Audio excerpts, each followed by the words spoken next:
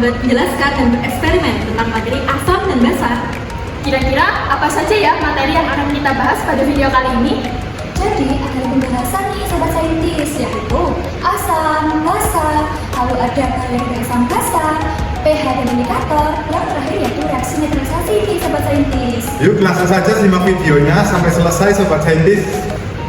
Apa kalian sudah tahu apa itu asam dan basa? Keduanya itu adalah zat asam dan basa, dua senyawa kimia yang penting untuk kehidupan sehari-hari kita.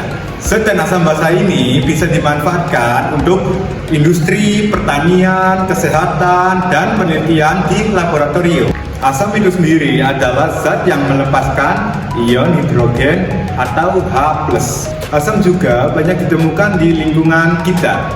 Contohnya itu seperti jeruk lemon. Sobat saintis, coba bayangin deh kalau kamu sedang membantu ibu masak, terus ada jeruk lemon, dan sobat coba merasakan, nah pasti asam kan? Oke, tadi kan sudah ada contohnya. Sekarang ada percobaan nih menggunakan lemon untuk dicek dengan menggunakan kertas lakmus berwarna merah dan biru. Baik, ini alat dan bahan percobaannya ya Sobat Saintis. Hasilnya membuktikan bahwa larutan lemon asam. Oke, tadi kan sudah dijelaskan nih mengenai asam itu apa. Kira-kira asam dan basa itu sama atau berbeda ya? Mari simak penjelasan ini. Jadi, basa adalah zat yang melepas ion hidrosida atau OH- dan menerima ion hidrogen atau H+. Contohnya apa aja ya? Tanpa kita sadari, kita sering sekali memakai atau menjumpai zat basa itu, seperti sabun mandi, sabun cuci, dan sampo. Sobat saintis, kita mulai eksperimen menggunakan larutan deterjen dan kertas lakmus. Ini alat dan bahannya nih Sobat Saintis, dan ini hasilnya. Jadi dari eksperimen tadi bisa dilihat gimana nih larutan kertas lakmus ketika menjadi basa. Terus gimana ya perbedaan asam dan basa itu? Di sini juga bisa dilihat nih dari tabel di sebelah kanan saya ada tabel perbedaan asam kuat dan asam lemah. Di sebelah kiri saya ada basa kuat dan basa lemah. Gimana nih teman-teman? Apakah sudah paham tentang asam dan basa itu? Sobat saintis, gimana nih? Udah pada tahu kan apa itu asam dan juga basa? Nah, sekarang apa kalian tahu kalau asam dan basa itu bisa bahaya loh buat kita? Seperti yang sudah dijelaskan Kal Ishak dan Kal Lusti, kalau asam basa itu memiliki dua sifat, yaitu sifat lemah dan juga sifat kuat. Keduanya memiliki bahaya tersendiri loh buat lingkungan maupun buat tubuh. Nah, jadi bahaya dari asam lemah yaitu dapat menyebabkan iritasi pada kulit, dapat merusak logam dan jaringan hidup, serta dapat menimbulkan batuk, iritasi tenggorokan, bahkan kerusakan paru-paru ringan apabila terhirup terus-menerus. Selain asam lemah, asam kuat juga dapat menyebabkan kerusakan pada jaringan kulit loh, iritasi mata, serta organ pernapasan. Asam kuat juga dapat merusak bahan organik dan anorganik di sekitarnya. Selain itu, asam kuat itu dapat menimbulkan percikan api dan ledakan kecil apabila tidak dilakukan dengan hati-hati. Sobat saintis, sekarang kan kita sudah tahu nih bahaya dari asam lemah dan juga bahaya dari asam kuat. Nah, sekarang apa ya bahaya dari basa lemah dan juga basa kuat?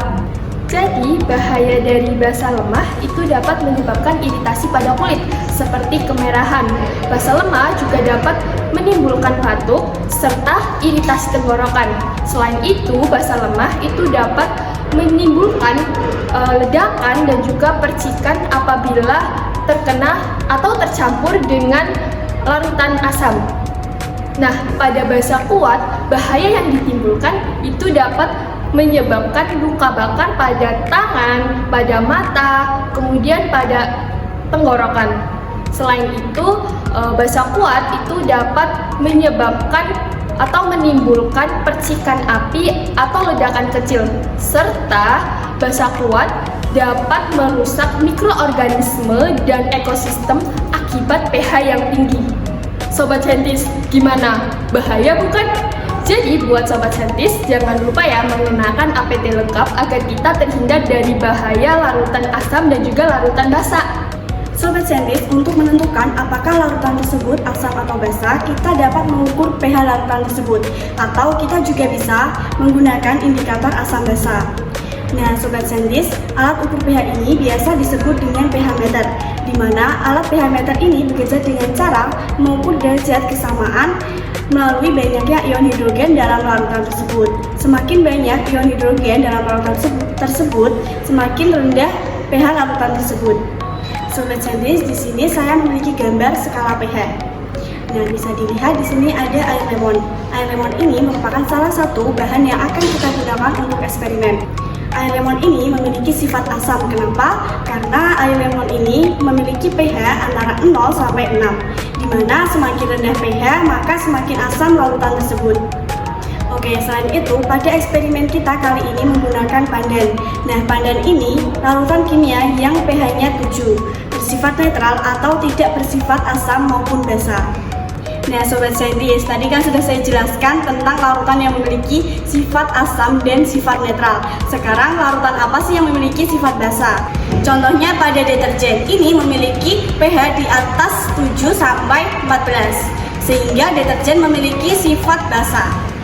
Sobat Saintis, untuk mengetahui sifat kesamaan, kita tidak hanya menggunakan alat pH meter saja.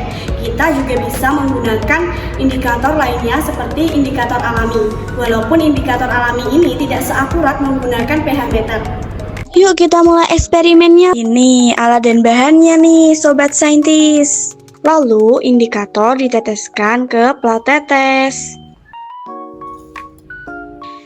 Setelah itu ditetesi dengan jeruk lemon dan deterjen. Ini hasilnya ya, Sobat Saintis. Selanjutnya, yaitu bahasan yang terakhir nih Sobat Saintis, yaitu reaksi netralisasi. Kira-kira reaksi netralisasi itu apa ya? Biasanya, reaksi netralisasi ini digunakan untuk mengatasi penyakit emah maupun proses menaikkan pH tanah yang terlalu asam nih Sobat Saintis. Jadi, reaksi netralisasi adalah reaksi kimia asam basa yang bereaksi untuk membentuk garam, air, dan juga perubahan pH nih. Nah, Sobat Saintis, kan tadi sudah ada sedikit penjelasan tentang reaksi netralisasi. Sekarang, kita akan memulai eksperimennya nih Sobat Saintis. Yuk, mulai! Ini alat dan bahannya ya, Sobat Saintis. Ini prosesnya. Ini hasilnya. Nah, Sobat Saintis, kan tadi sudah bereksperimen nih. Dari hasil eksperimen tadi, itu ada perubahan reaksi dari soda kue dan juga asam juga nih Sobat Saintis. Yang pertama, perubahan reaksi akan menghasilkan garam nih Sobat Saintis. Di sini ada dua hasil garam, yaitu asam asetat dan natrium karbonat nih Sobat Saintis. Lalu asam karbonat akan memuai menjadi air dan terbentuknya gelembung gas karbon dioksida. Yang kedua, yaitu membuktikan bahwa terjadi reaksi netralisasi, yaitu dibuktikan dengan perubahan pH nih Sobat Saintis. Nah, perubahan pH tersebut dapat dilihat bahwa yang pertama, larutan kunyit itu berwarna orange dan saat bereaksi itu akan berwarna kuning nih Sobat Saintis. Dengan reaksi tadi bisa membuktikan bahwa eksperimen ini sudah mengalami reaksi netralisasi nih Sobat Saintis. Nah, Sobat Saintis, sudah selesai nih penjelasan dan juga eksperimennya. Apakah Sobat Saintis sudah paham dari penjelasan dan eksperimen tadi? Sobat Saintis juga bisa loh bereksperimen di rumah. Oke, Sobat Saintis, terima kasih sudah menyimak video kami sampai selesai ya. Jangan lupa like dan subscribe. Kami akhiri. Wassalamualaikum warahmatullahi wabarakatuh.